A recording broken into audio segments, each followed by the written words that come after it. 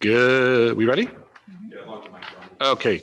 Good evening. Welcome to this regular meeting of the Board of Directors of Oxford Preparatory Academy, February 27th, 2020. Open session at 5:30, closed session at 5:40, and returning to open session at 7 o'clock p.m. Our meeting location is Oxford Preparatory Academy, South Orange County Campus, 23000 Via Santa Maria, Mission Viejo, California. Our teleconference location is Oxford Preparatory Academy, Saddleback Valley Campus, 22882 Lumont Drive, Lake Forest, California. The public, including public attending a teleconference location, are invited to address the board regarding items listed on the agenda. Comments on an agenda item will be accepted during consideration of that item or prior to consideration of the item in the case of a closed session item. Please turn in comment cards to the board secretary prior to the item you wish to address. First up is the call to order and flag salute. We are going to call this meeting to order at 5:49 p.m. Roll call, Mary Campos. Present. I am present. Raymond Jackson. Present. All right. Delight Travis. Present. All right. Flag salute. If you would please rise, face the flag, and place your right hand over your heart. Ready? Begin. I pledge allegiance to the flag of the United States of America and to the republic for which it stands, one nation, under God, indivisible, with liberty and justice for all. All right. Beautiful. Next up is D, approval of the agenda for the OPA regular meeting of the Board of Directors for February 27th, 2020. It is recommended the board approve the agenda for the OPA regular board meeting for February 27th, 2020. Do I have a motion to approve the agenda? Motion to approve the agenda. Do I have a second? A second. All right. All those in favor of approving the agenda?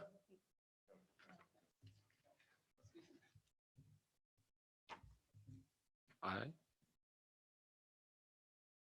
Need a majority. Aye. All right. All right.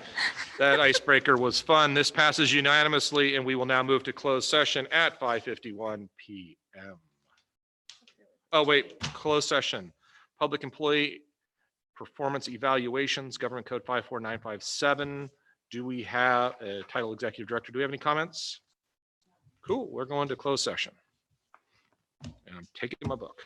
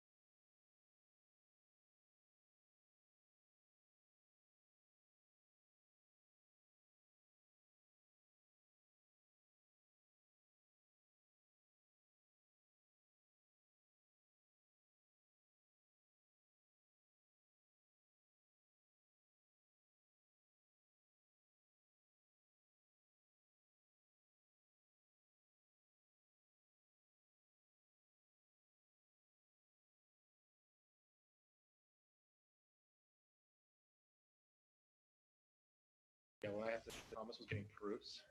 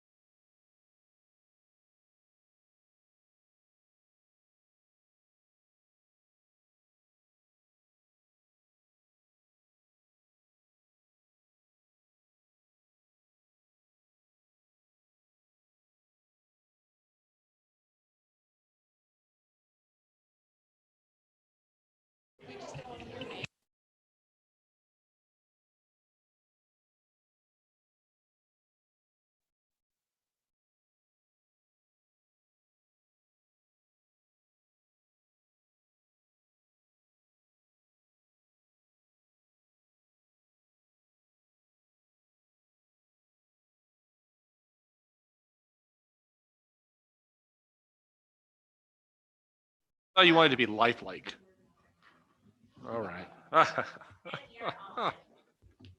There we go. I don't know. Figure it out. We're all here? All right.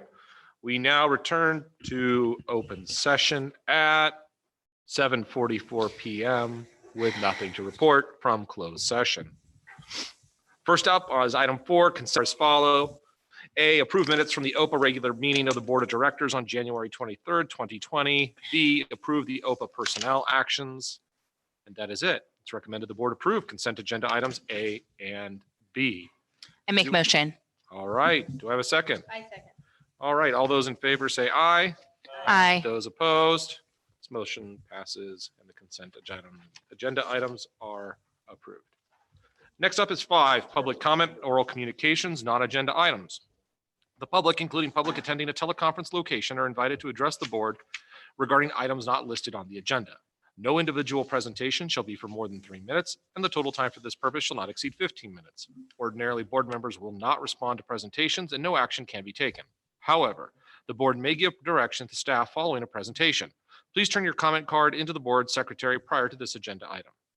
Do we have any comment cards? All right, next up is staff reports. Staff reports are limited to 10 minutes. First up is OPA South Orange County, Ms. Alvarado, Chancellor, and ASB students. Did you send me one? Or are you using yours? I'm sorry. Did you send me one? Good evening. Hello. We're just getting ready with a presentation. I know, I hear that every morning. There's quite a few things that are exciting going around. The first thing is open enrollment started February 24th and ends March 27th. You guys all have in front of you the card that has been mailed, that will be placed in different locations, strategic locations that we have designated over the years. That have been placed. Our parents are helping us deliver those to those locations and will be providing us with feedback about whether we expand to other areas or if those are the best places to place our cards. And so far, last year we had a good turnout or good information and good feedback from the places where we distributed. So we will be reporting back once we have information. Enrollment card distribution, like I shared, has started. And then as of right now, both, and Mr. Bridges will share with you that both SV and SOC are at about 100 applicants already in the first 4 days. So it's looking great. Can you go to the next? I also wanted to share with you that every month we have our emergency drills, and yesterday we had our lockdown drill, and 4 of our OC sheriffs were here helping us out. They divided up into 2 teams so that we as administration were able to kind of view it from step back and see how everything went yesterday. And within minutes, our students were able to evacuate. First, because it was a lockdown, they had to lock their doors, bring any students in that were outside. And we strategically decided to have this drill when students were on break. And this was when middle school was on break. So students had to quickly go into the closest classroom. Teachers glanced outside to make sure all students were safely inside a classroom, locked their doors.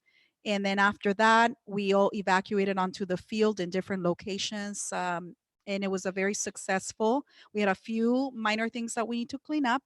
But at the end of every single monthly drill, the safety committee meets so that we send out a survey to all staff so that they can provide us with feedback so that we can make corrections or modifications to our plan.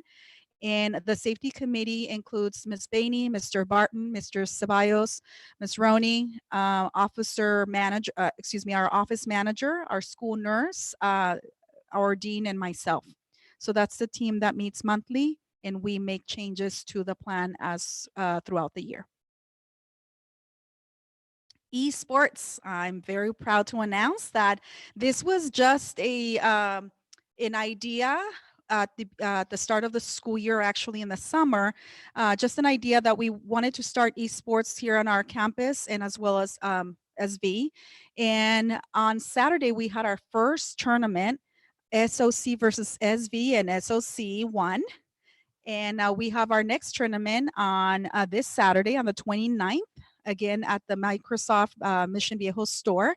And I have Mr. Duffy here quickly, who's going to share with us a little bit. If you want to come up, he's from Microsoft. And he has partnered with us, and he has just a few words to share with you. Oh, thank you very much. Thank you all for having us out and for working with us. So my notes here. So this is our this next coming Saturday is our 50th event, actually doing esports with Oxford Preparatory Academy. So we really appreciate this opportunity. It's really exciting. Been partnering with you and learning, getting to know the kids and being able to see them grow in esports and see this whole system and program develop. Our goal is to encourage teamwork, communication strategy, and good citizenship through esports. And we do believe there's lots of room to grow and build on systems that work with your school moving forward in the next years. Thank you. Thank you.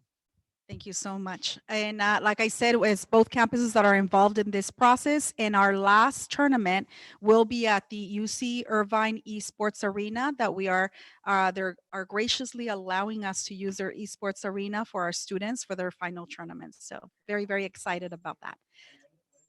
That is going to be determined soon. We're looking into approximately end of April or middle of May. And students will be getting also a tour of the campus as well. Super. Yeah. And just to, may I address the gentleman, you're from Microsoft, is that right? Yeah. And so you guys make your facility available at the Mission Viejo to us? Yes. I just wanted to say that it is really fantastic that you guys do that. I know our students have an incredible time. You know, they're sending photographs and all sorts of stories come out of the escapades that go on there. And I know that you guys put a really, for those that don't know, the Microsoft Store puts together a really awesome little gaming area that there's some shared resources and, you know, you can see the big screen behind and it's delayed in a period of time so that the other players who are looking at the big screen aren't seeing real-time information, so they can't misuse it. It's really fantastic. It's fantastic. Just a super classy execution, and we really appreciate that. Yes. And one thing I forgot to note, I just want to give credit to. If you wouldn't mind, if you could come up there, just could. Thank you. We've got a bunch of folks out there. I just wanted to say Stefan's name here because he's been spearheading this effort and he's just been a real champion of this. So Stefan Stenroos. So Got it. Thank you. He's a Microsoft employee as well. yes, he's our gaming expert. So he's well versed in not only all the current games for esports, but consumer as well. Thank you very much. Okay, next slide. We had Kindness Week. We have multiple different activities throughout the week. One of the activities that I want to highlight, it was through PALS. No Student Eats Alone was a great event where students, PALS students went out to, during lunch, when students were having lunch, and they sat down with kinder students and students from different grade levels so that they wouldn't be eating alone, and they had different activities throughout the lunch times. So it was a great event. And then Champion Spreading Kindness. This is the first annual day of service, and we called it Champions Spreading Kindness, which happened on Saturday as well. It was from 9 to 12, and we had a great turnout.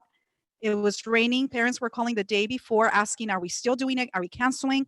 But we still did it. I did let them know that rain or shine, we were going to have this event. It was our first one, and the city of Mission Viejo was very, very supportive in this whole process. I reached out to them, letting them know what the idea that I had in mind, that we wanted to have students participate in a day of service, and they provided, if you want to go to the next slide, these are some pictures, but on the next slide, just giving you guys some information about 80 students and their parents and adults were present at this event.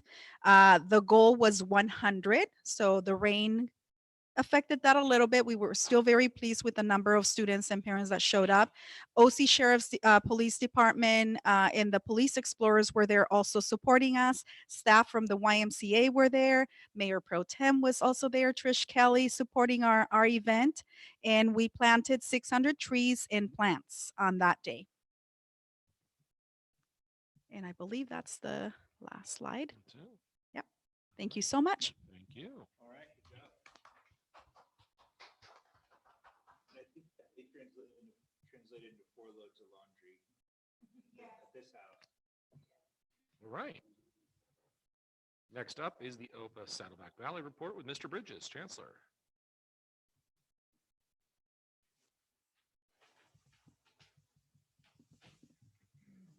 Good evening. Thank you for having me tonight. All right, so real quick, this is going to be this. This is the actual first year that so we are super excited for this process. We had our site grade level spelling bee on January. Our first week. February 24th, the winner of that site went on to the written portion of the test at the OC building, and we are currently waiting to hear how it goes. If we did qualify to move on, February 29th will be the final round. So super excited to participate in this event, and it's exciting to see the kids spelling. All right, next, January 21st, we had our open house. It was a great event. They created tons of opportunities for not only returning families, but our new families as well. Our families as a unit participated in many standards-based STEAM activities and other activities. The best thing that I think I saw the entire night was walked into a 4th grade classroom and mom and dad were sitting working on the project, and the little kid was running around in the back. So mom and dad really wanted to get that project done and make sure that it was completed before they left without the students. So that kind of made me chuckle that night. Next, we have National School Choice Week, January 27th to 31st. Both schools celebrated National School Choice Week. We participated, students participated in many activities. We had yellow accessories, crazy socks, sports day, twin day, and a yellow out day. Those activities, other activities included I love my school because, so the students filled out a certificate that said I love my school because, and then we posted it in Honor Hall. There was a freeze dance, the ship is sinking game during recess, which is not my favorite game. School choice stickers were handed out to all students, and there was a yellow out on Friday, and we participated in the National School Choice Dance, which was fun. I got to videotape that, and I can share a video. Next, Miss Williams was able to secure our local author, Scott Sussman, to come down to speak to our TK through 3rd grade students. So he came down and he was able to discuss his love of reading and writing, and even got to answer some very funny questions from the 100-year-old sitting in the audience. You know, what it's like to write a book, who's your favorite character, do you draw your characters? So he spent a majority of the time answering the questions, but it was a great time for the kids to learn all about an author, what it's like to be an author, and I think it encouraged a lot of them to go back to the class and write. Also on February 11th, our kindergartners celebrated the 100th day of school. So our TK and kinder champions dressed up like they were 100 years old. We saw many mustaches, gray hair, the works. Not only did they dress up like 100, but they also completed a project, a 100 things project that was then displayed in Honor Hall, or in Honor Hall for parents to come see, and it was kind of like a museum. Right, what do we have next? We have Kindness Week. So last week we participated in Kindness Week. Our PAL students, along with the Kindness Club on the campus, created a fun week for the entire school. We had kindness inspired dress days. We had a dreaming of kindness day, so the kids got to wear PJs to school. Hats off to kindness, they got to wear their hats, funny hats. Powered by kindness, so there was a superhero day. All the kids and staff members dressed up like superhero. And my favorite day was Be the Rainbow on Someone Else's Cloud Day. So each grade level was assigned a different color. And then you can see the photo in the upper right-hand corner is a school-wide photo. We tried to look like a rainbow as much as possible. So it was a fun day. The kids had a ball, just being kind and performing. Sprinklers just came on, by the way. Performing acts of kindness. And I think we have the coming up. Is the next one coming up? No, we have the PBIS update and positive office referral, right? So on a monthly basis, the students can bring their scholarships to our Blackwell store. That is run by our PAL leaders. So we have a few pictures up there of our Blackwell store, which is located in the staff workroom. And our PAL advisor, Ms. Minot, creates a schedule for our PAL students. And our PAL students go in there and basically run it similar to Chuck E. Cheese or John's Incredible Pizza. We also have every Thursday the scholarship period. That day just happens to be me. We'll put the tutu and the headband on and roll out with music the bin, and kids will come in and they'll put their scholarships in the bin. We collect them. Friday we have a raffle. So we draw 10 names. The students are then called up to the office over the loudspeaker. They spin a wheel. They can win anything from free food, a trip to Blackwell's, bowling, homework passes, Otter Pops, free choice, extra recess. And it's fun because the kids get their names called out on the loudspeaker. They come up, and we actually had parents filling out applications in the office this week. And they commented how fun that was, or not last week, sorry. They commented how fun it was. The kids got to come up and spin the wheel. Positive office referral is another thing that our campus has rolled out. Basically any day when our professors or staff member sees a student go above and beyond, following expectations, make improvement behavior, they send a positive office referral up to the office. Mrs. Roulette and I will then fill out a certificate, present it to the students, and then contact home. So we will contact home by either a phone call or an email letting the parents know of the positive office referral. We've gotten a lot of positive feedback from parents about it making their day and hanging it up on their refrigerator. So that's something that we've tried, and the teachers write a lot of them, which is a good thing. We want to reward the positive. All right, coming up. I can't read, so I got to read this. March 6th, Staff Appreciation Week, the 9th Honor Society meeting. We have a dine out night at Brizio Pizza, Taekwondo board breaking ceremony, the end of the second trimester. This year, the SV campus is participating in the South Orange County Open Track and Field Meet. We have roughly 30 students out there right now that have registered for the track meets. Any event from the 50 yard dash to the 100-yard dash. We have softball throw, there's actual shot put for junior high. So it's a real fun event. We have a non-student day, staff development, and on May 2nd, our kids are running the OC with the students from the SOC campus. So I know Chancellor Alvarado already gave we're approaching 400 applicants in open enrollment in the day 4. So that's fantastic. There's a lot of interest. Parents are coming in, filling out forms. It's an exciting time, and I can't wait for the 3rd trimester. Sorry, here. And that's it. All right. You got another minute, 41 seconds. Yes. It's not about beating, it's about effective communication. All right. Next up is item 7, items scheduled for presentation. Presentations are limited to 10 minutes. First up is our financial update with Ms. Parikh with EdTech. Special guest, Dr. Amy.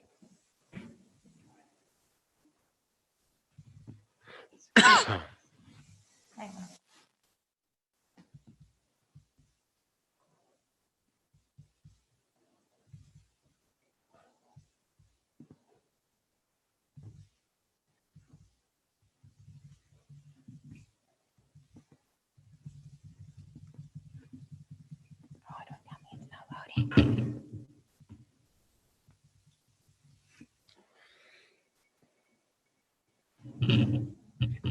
like a train.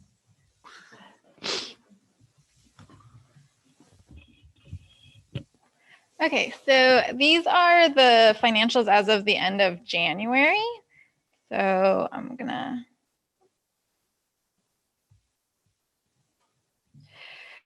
So in terms of our operating income for both schools, we are projecting an operating income from the two schools of about 200,000.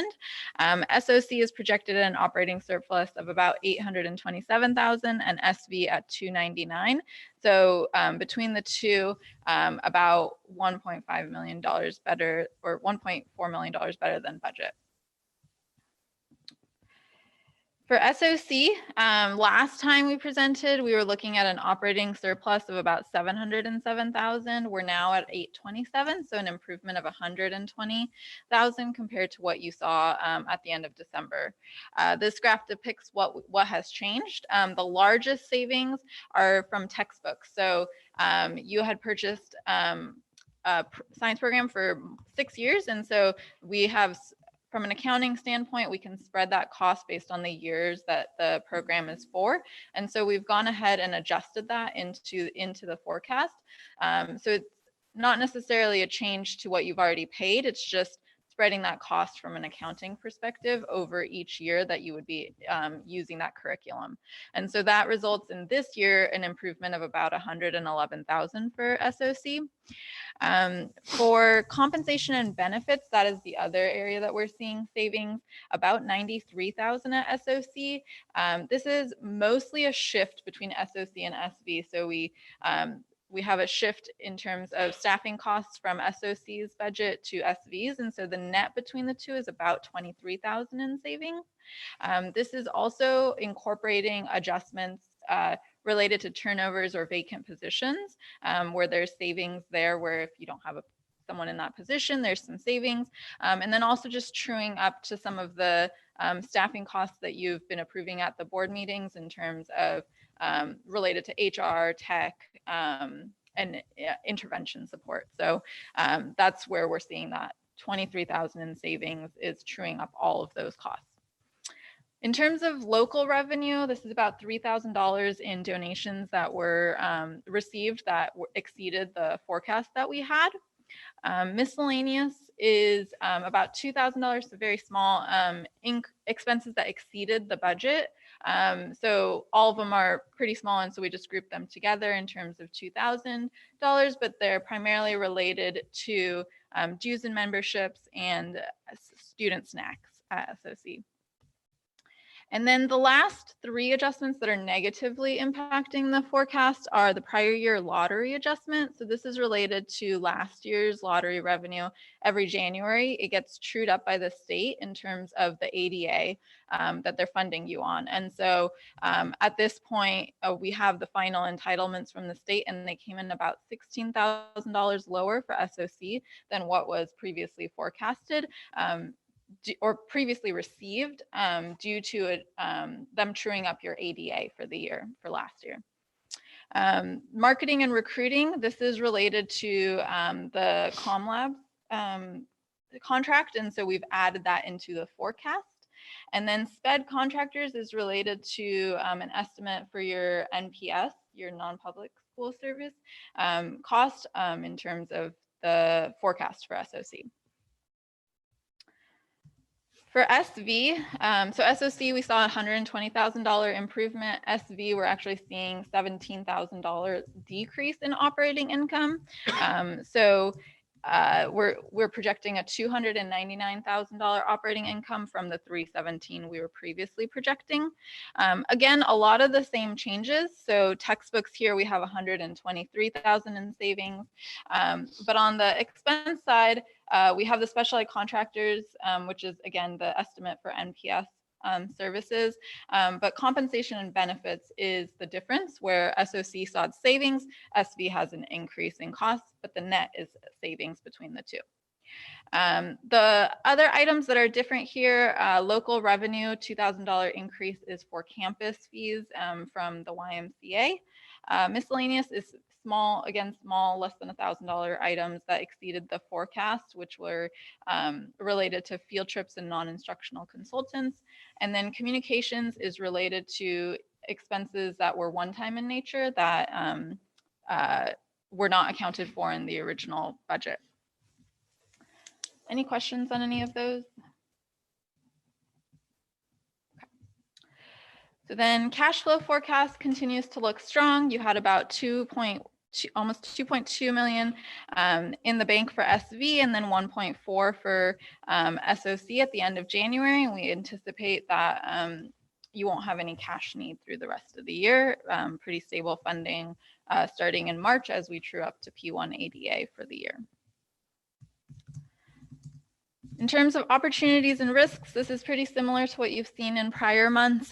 Just a few things that we specifically flagged here were the non-instructional consultant expenses and the field trip expenses as risks, just to continue monitoring those in terms of spending as we have spent the full forecast at this point. Mhm. Sure. I'd like to see this slide and this messaging cleaned up because a lot of this is historical. Still remains on here. So it's no longer applicable and it's like we keep seeing the same thing, but it doesn't have applicability. In terms of, So legal fees, enrollment, attendance, legal fees again, like those are things that I don't see as issues anymore. mhm. You can correct me if I'm wrong, but I don't see them as issues. And those bullets are historical, and we've talked about it before. I think it's really important for this messaging to be accurate and clear, and not have that kind of information on here that just doesn't fly anymore. Well, enrollment and attendance, I can speak to that one. We do keep that on there because there's always a risk or an opportunity in terms of your attendance could drop any month, and that could significantly change your funding for the year. Or you could have, large enrollment increase or attendance increase, and that can change your. That's why it's like also an opportunity in terms of additional funding. So it doesn't get finalized until April, and so that's when we really know what the actual enrollment and attendance is. But I think, to your point, I think we could probably just, now that this slide has been on there every board meeting, just kind of add in any new risks or opportunities as they come up, and probably don't have to show the slide every time. Just adding in anything that has changed. Right. That really is going to potentially impact us. So if we do see a decline in enrollment, Right. then we would want to make sure that that's communicated. Right.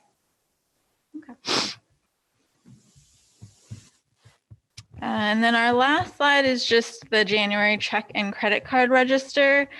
Just the checks that we flagged when we were doing our review. These are related to the items that we had adjustments for in the forecast. And you can see on the far right the account that it's related to. Mostly fairly small, but items that either resulted in exceeding the budget at this point or were one-time in nature costs that weren't originally forecasted. So TPX Communications 8/19/19. That was actually an old bill from TPX, and we were working with them to kind of finalize everything, and they were taking some equipment back from SV and kind of truing that up. So before we paid that last payment, we wanted to make sure that everything was good, and so that one is that's the last payment for them. Okay. And then on the membership, they didn't have, one of the last things we talked about, it was like a multi-year one that was on there. And here it is, so are we just going to report it again? Or my recollection was we paid a couple years in advance. That was for our CCSA, not CSDC or CA or CASBO. So too many letters. So for CCSA, we did do, we paid, basically we're paid up until next December 31st. So that's why that was kind of a bigger pay, or it looked like a bigger payment on the last check register. So that basically, that covers us for a whole calendar year instead of just school year. But these would be for the two other organizations that that we belong to, CASBO and CSDC. And then on the field trips where it says exceeded budget, do you know why? Was it just a matter of? So yes, we actually figured that one out since this. We actually did a stop payment on a check to one of our field trips, and that wasn't calculated into our budget. So now we have that. Okay.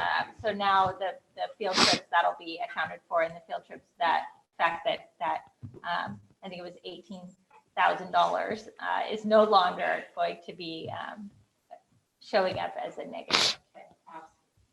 So that's why this kind of, flagging does help us to make sure that we're not missing anything. I mean, we didn't make that $18,000 payment because we did the stop payment on the check, but we also want to make sure that if things aren't aligning with the budget, with what's actually going on, that those are getting flagged so we can take care of them quickly. That's the full presentation unless there's any other questions. Any additional questions from the group? Just about what Mary was talking about. It seems like you're kind of just reviewing the year, like how we're doing over the year. And so the details that you're giving us about enrollment and that kind of thing are for the year. Would we like the format to be a little different, to say what's new? So kind of here's how we are for the year for all the reasons that you already know, nothing's different. Mhm. Here's what's new. What do you think about that, Mary? And that really to save you the time of reviewing that too. And I don't know if there's some requirement for us to review the year every time, because it feels like it would be, probably. The only slide that would be, I guess, more repetitive would be the risks and opportunities. All of the other slides are specific to what's changed since we last Okay. spoke. So would you be comfortable making that change, and to the extent that our esteemed chairman would agree? Are we kind of open to that? Totally open to that. Okay. Yeah, we can definitely make that change to just have Yeah. this part where it's the risks and opportunities just be if there is any new risk or opportunity. Okay. I have a dead battery here. Who's ever in charge of batteries? I have a dead battery. I think your daughter took it I'm pretty sure my daughter did that. And she's For not the in the first time room. ever, she's been able to make me quiet. But I also want to say, it is such a treat to sit here, having sat here for a little while now, and to see what a departure these conversations are from maybe how they've been in the past, where I swear 85% of what we'd look at was like, who is this person? Who is this group? Why are we paying this money? What is happening? To systems Doesn't work.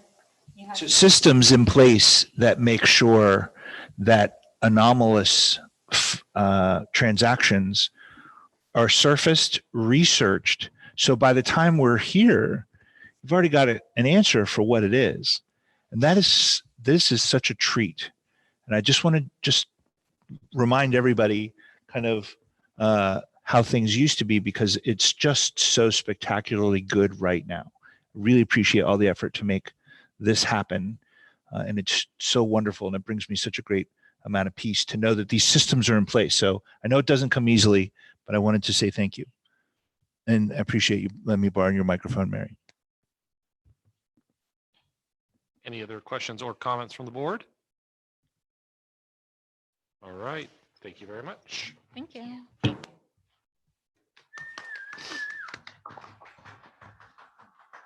Next up is 7 items scheduled. Oh, we're on 7B, communications plan update. Ms. Marks, Executive Director.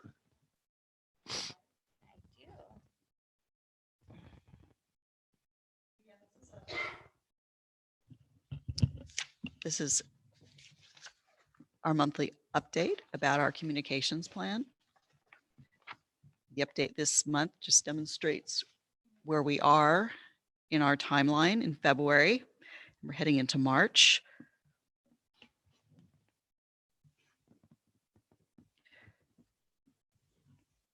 As of now, we distributed surveys to discern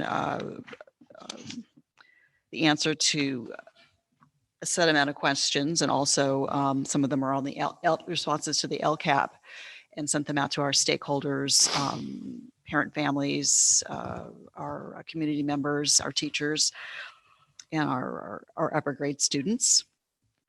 We are developing questions to interview a select group of stakeholders to dig a little bit deeper in some of the areas where we want to know more.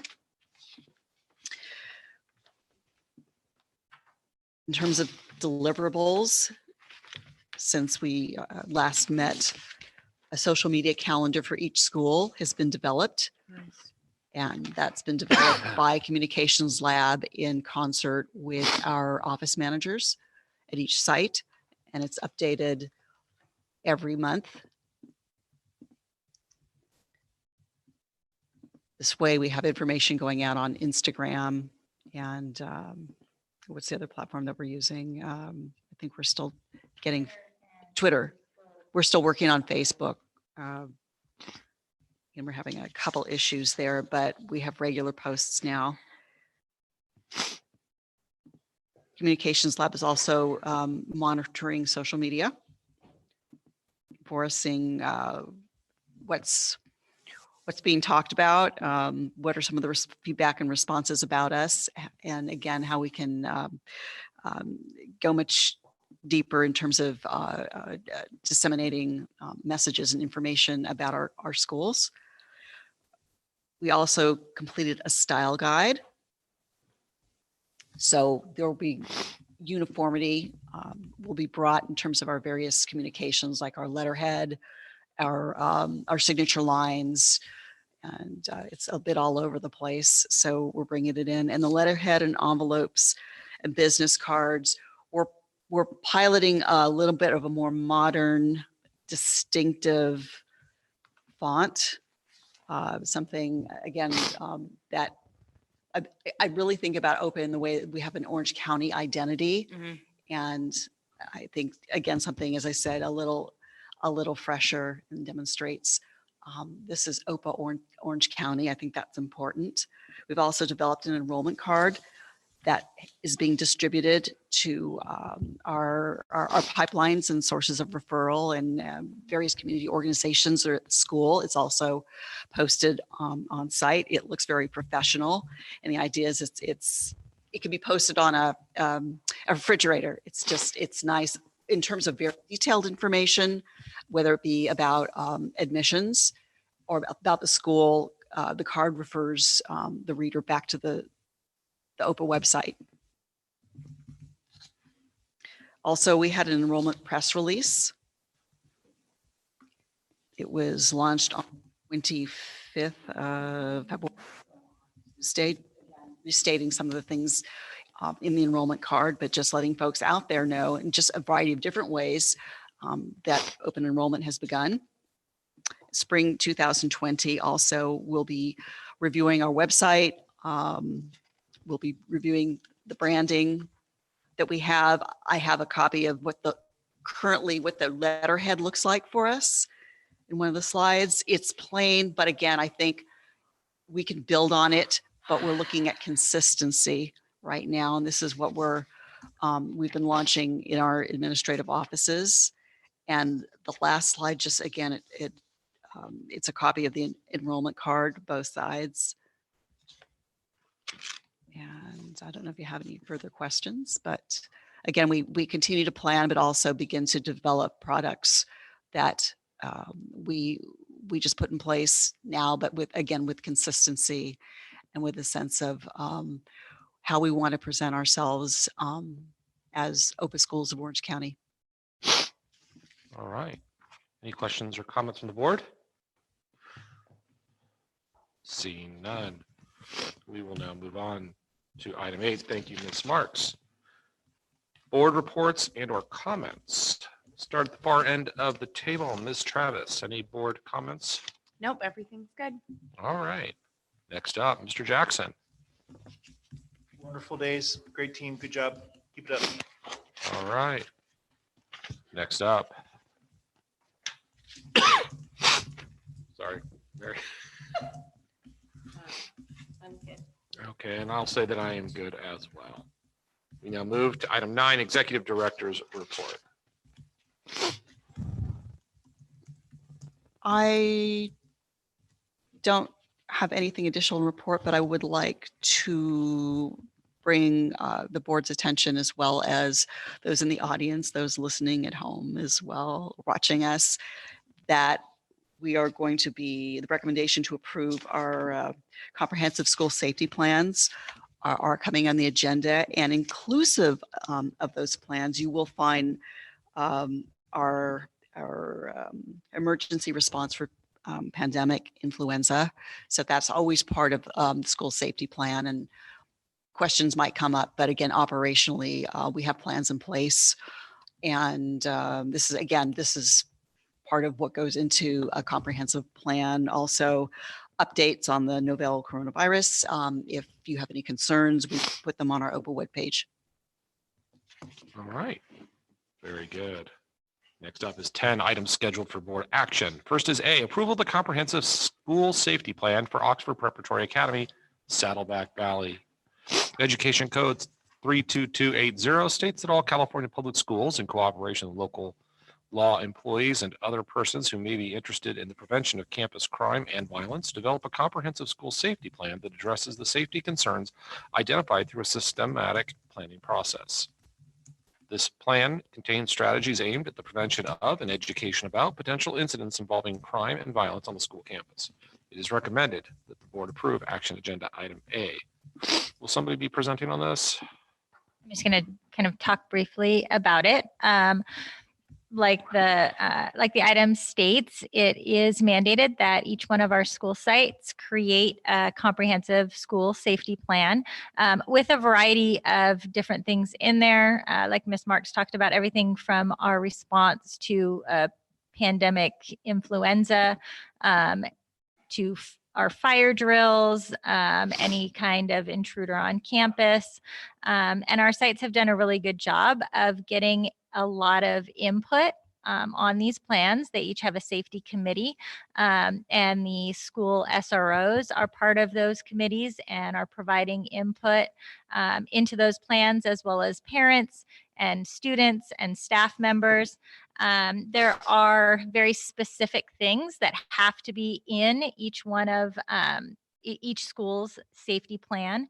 And so our safety plans do meet all of those different requirements, but the different safety committees at each site have really specifically tailored each plan to meet those specific needs of each one of the campuses, and have created their emergency preparedness plans where each of their staff members have different roles, and we have, backup roles for each staff member or for each of those different areas in case someone's out, and they're doing safety drills on a monthly basis, and just making sure that that at our campuses we're really prepared. Everyone is aware of all of those emergency procedures, from our staff to our kids, and so these plans, I think, have really been improved over the last 2 years. And I think that with all of the input that we've had this year,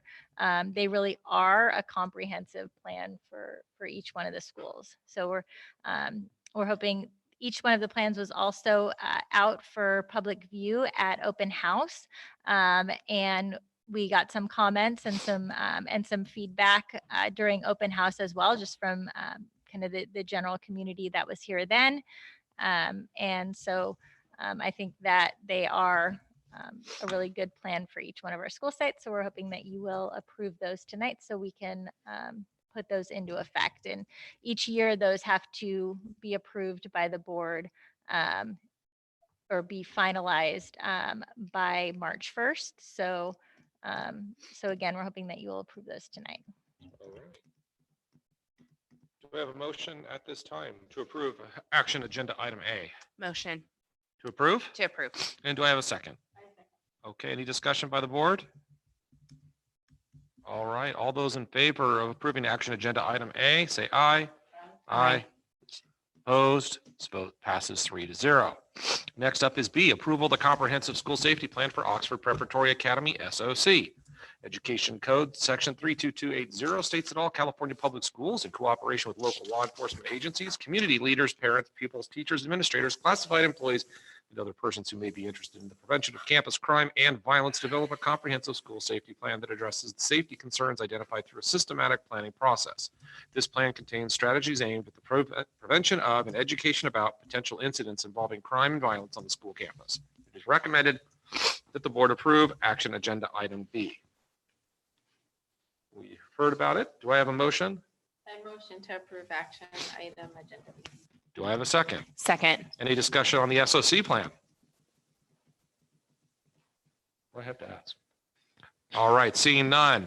All those in favor of approving action agenda item B, say aye.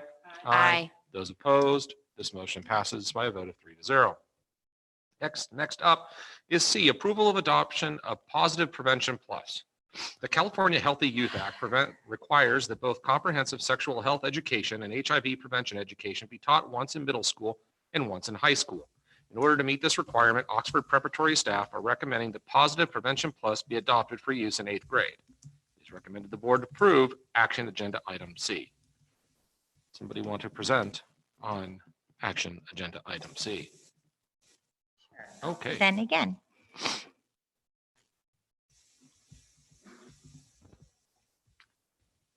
So a few years ago, the California Healthy Youth Act took effect, and it mandated that comprehensive sexual health education be taught once in middle school and once in high school to all California public school students. However, charter schools were able to not follow that back when it was first implemented. However, as of July 1st of 2019, charter schools were included in the California Healthy Youth Act as having to provide that comprehensive sexual health education. And it really requires school districts to provide very specific education on very specific items that are that's integrated, comprehensive, accurate, based in science, unbiased education or sexual health education and HIV prevention education. And it's really aimed at providing knowledge and skills for middle and high school students to be able to protect their sexual and reproductive health, develop healthy attitudes, and really have healthy, positive, and safe relationships. So there is a very large list of different items that are mandated that they are covered in this curriculum, and it has to be it has to cover all of the different gender identities. It also has to cover things like violence and bullying. So it's not just covering sexual health education, but sort of a wide variety of health education.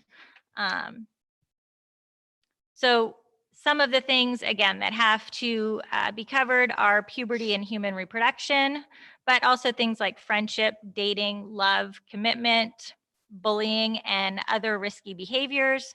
Also things like human trafficking and FDA-approved contraceptive methods, sexual abstinence and delayed sexual activity. And then HIV/AIDS prevention has always been a mandate to be covered in middle school, but now they've actually just added it into this, into the comprehensive sexual health education as just part of that curriculum. And then goal setting and decision making. So like we adopt any other curriculum, we really look at all of the different options out there for different approved curriculum or recommended curriculum. And the state really did a lot of work on looking at all of the different curriculum that's out there and then rating it based on compliance with this California Healthy Youth Act.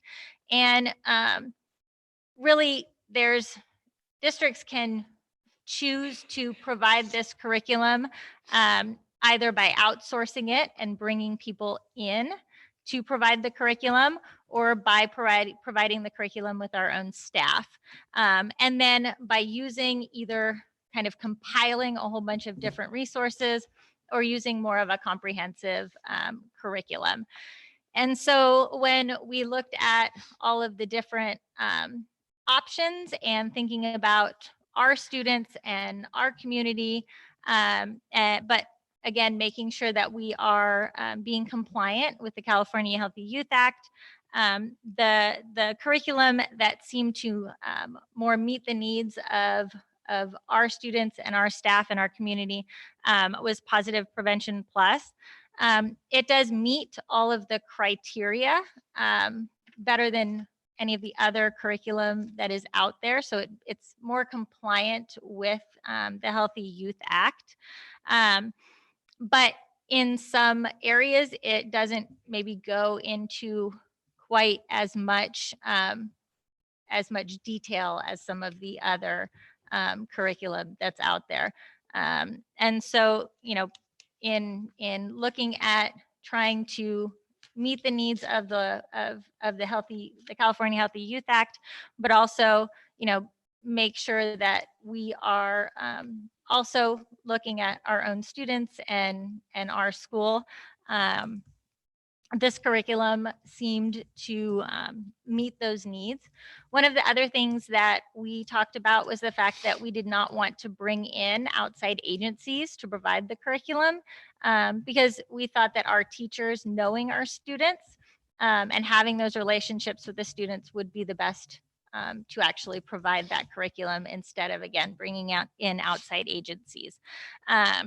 So as part of this curriculum also, they have a pretty in-depth training for the teachers. And so our teachers actually went through 2 full days of training, basically around how to provide the curriculum, different questions that students may ask, how to discuss certain topics, how to make sure that they are being compliant with the, you know, with the legal mandates, while also being age appropriate, and being able to sort of answer those questions without getting off on different tangents or you know, kind of getting off track. So so our teachers who are going to be providing the curriculum, again, went through that training also so that we could really get a better understanding about the curriculum and make sure that, again, it was going to be the best curriculum for us.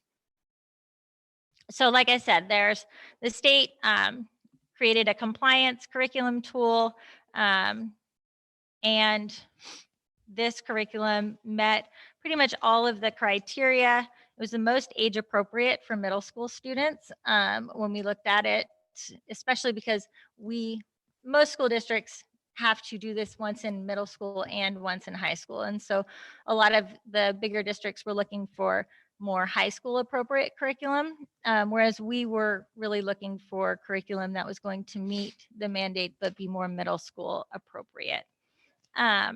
And then again, having that comprehensive training for teachers and making sure that it was our teachers who were providing the instruction and not bringing in an outside agency to do it. So just kind of an overview of the lessons that are taught. There's 13 lessons. We're planning to teach those in 8th grade at the end, kind of closer to the end of the 8th grade year. And our PE teachers are going to teach the lessons, and they're going to actually teach the lessons together. So we have Miss Penrose over at SV and Mr. Barton here. We're actually going to pair them up for those lessons. And so SV will get the lessons at one time, and then both teachers will come over here and give the lessons so that we make sure that we have both a male and female voice as part of providing those lessons, and so that the teachers also can kind of provide them in a more co-teaching way, so that we're able to have that those two voices there in the room to provide the lessons. So lesson 1 that kind of goes into understanding change and more puberty and changes that occur. Lesson 2 is more about relationships and friendships. Lesson 3 goes into bullying and avoiding risky behaviors. Lesson 4 talks about human trafficking, and that is one of those mandated pieces that are part of the California Healthy Youth Act. It talks about human trafficking in a variety of different scenarios. Then lesson 5, preventing unplanned pregnancy, and then lesson 6, teen pregnancy choices and responsibilities. Then again, going with the mandated HIV instruction that has sort of always been part of our health standards, myths and stereotypes about HIV, the HIV/AIDS epidemic, and then preventing sexually transmitted infections. Lesson 10, recognizing and reducing risk. So making sure that students are avoiding risky behaviors. Lesson 11, media and peer pressure, going into social media, things that might cause students to be pressured to do things through different technology, and as well as just general peer pressure at school or in person, not just through technology. And then HIV testing and different community resources. And then finally, just sort of future goal setting. So we want to be able to provide a question and answer session for those middle school parents whose students will be going through this curriculum later in the year. So we are scheduling an informational meeting for parents on March 12th. And so we'll be putting out an invitation to that. And we also will have the curriculum available in the front office of each school right now for parents to be able to view that curriculum. Although the law makes it so that we are not allowed to have active consent. So we're not sending permission slips home for this curriculum because as part of the law, we can't actually make it a active consent. We can't send permission slips home. It is the right of every parent to be able to opt their student out of either the entire comprehensive sexual health education 13 lessons, or if they want to come in and view the material and they just want to opt their student out of specific lessons, they can do that as well. They just need to send either a note in to their teacher or the administrator, or even an email stating what they would like to opt their student out. So parents do have that ability to again opt their students out of either the entire curriculum or just specific lessons within the curriculum. And we'll put out also a schedule of when those lessons are when we get closer to the exact dates that we're going to do it between the two school sites, because it'll be different for each site, so that parents will also know when each one of these lessons in particular are going to be taught. And again, on the 12th, we want to be able to answer any questions. We'll have the materials available, both of the PE teachers will be there as well, who have been thoroughly trained in the curriculum and will be able to kind of explain what those lessons are going to look like, and what exactly. And I think they're actually going to kind of do a model lesson so that parents can see exactly what a lesson will look like. Will the model lesson be the starting point of this? Because I haven't flipped through this book, the stuff at the very beginning is a lot easier probably to present than the stuff at the end of the book. So are they going to get the I feel good about myself, self-esteem part, or are they going to get into this is the nitty gritty of? I'm not sure exactly which lesson we picked. I know that they were working on it. But again, they're going to be talking about all of the different components to it. But I don't know exactly which lesson that they were going to model. We might want to do more than one session to Mhm. give parents the flexibility so that Yeah. everybody that wants to come can. Yeah, we're going to do the one starting off on March 12th, and then we can definitely have a follow-up session as well to make sure that everybody has that opportunity. And then again, we have the curriculum available in the office for anyone that wants to look at it. And again, this does just affect our 8th graders because it is only 8th grade that's receiving the curriculum. But I mean, I think we should be prepared, right? It's human nature. The 8th graders talk to the others in middle school. So Yeah. there will be some level of questioning. They're just talking. That goes home to most parents. Yeah. So I think, sending a communication that lets parents in middle school know this curriculum is going to occur at 8th grade. Yeah. Some of the content. So if you Yeah, get and- questions, because it's not like it's going to be in a little bubble. No, nothing's a bubble. Yeah. And it's a lot different than the health education class in terms of the nuances of what's being discussed than what was discussed when we as parents were taking health class in high school. So I think parents should be sort of a heads up that there are going to be some potentially awkward conversations at the dinner table. Yeah. And part of the curriculum as well is communication with parents and a letter home describing what the program is like right when the program starts or right before the program starts, so that parents know what different conversations could possibly be happening at home on specific days. That's also why we wanted to have a schedule of what was being covered on each one of those days.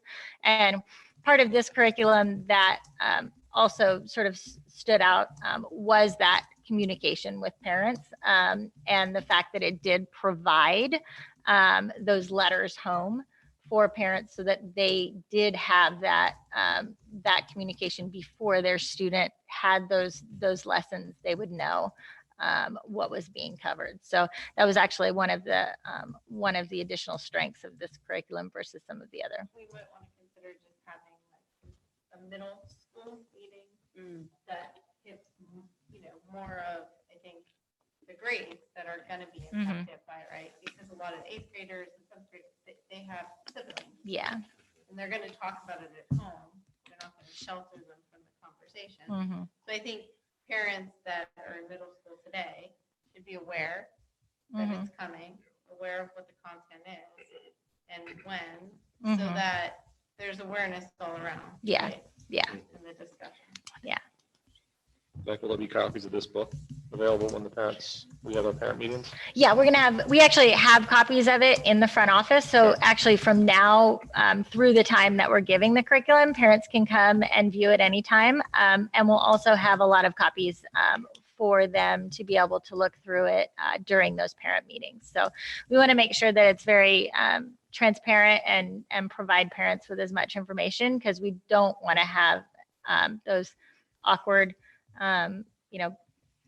home conversations where the parents don't have any idea that it's coming, and then Yeah, I mean, I'm looking come at this one home. page and there's things on here that if somebody came home and told mom or dad and they had not, mom and dad Been weren't prepped, Prepped, yeah. it's going to, Yeah. mom and dad knock them off their Yeah. heels a little bit. So that's why those parent communications and the parent letters were a big part of kind of the strength of this, because it really does outline for the parents then exactly, and it gives talking points and things like that of discussion items that might come up.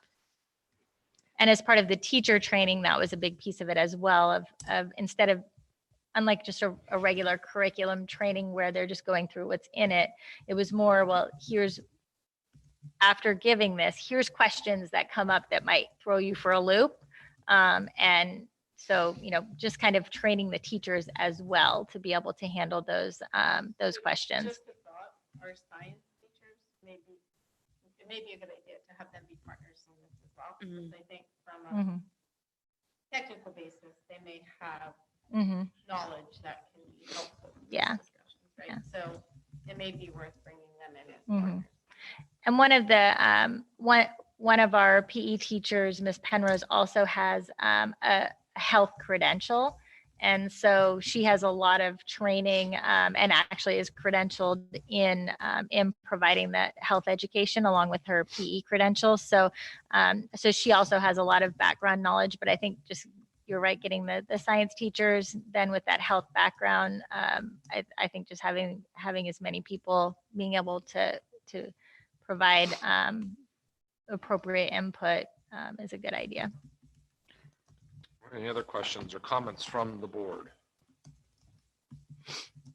All right, seeing none, the motion before the board is to approve the adoption of Positive Prevention Plus Action Agenda Item C. Do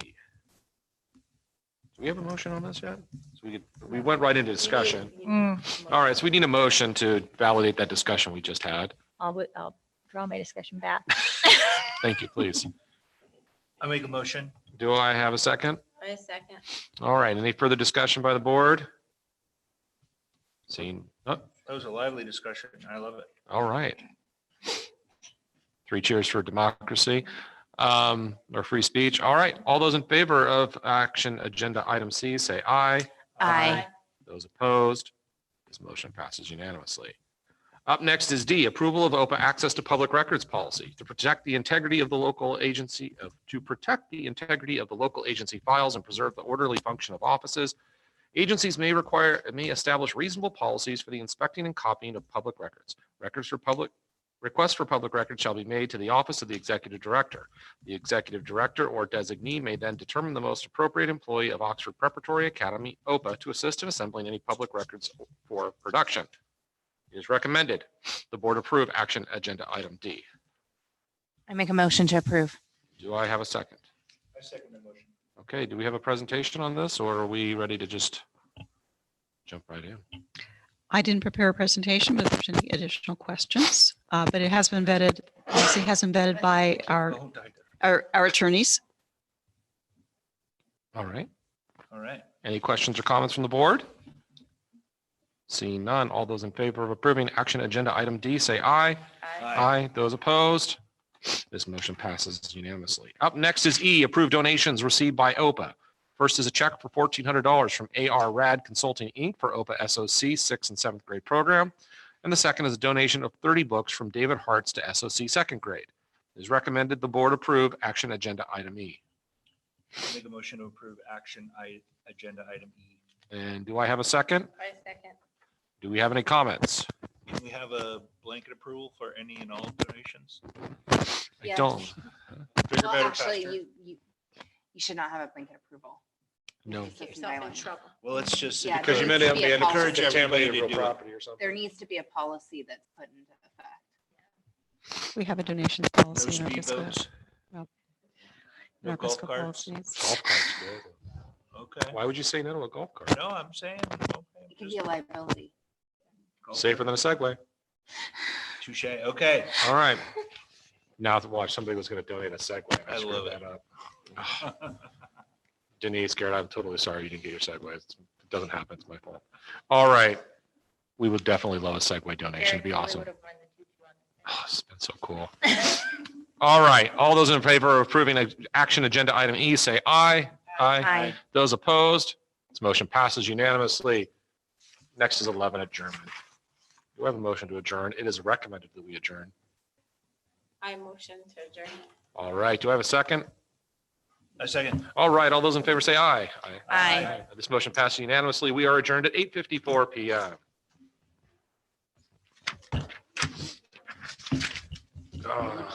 You never want to have.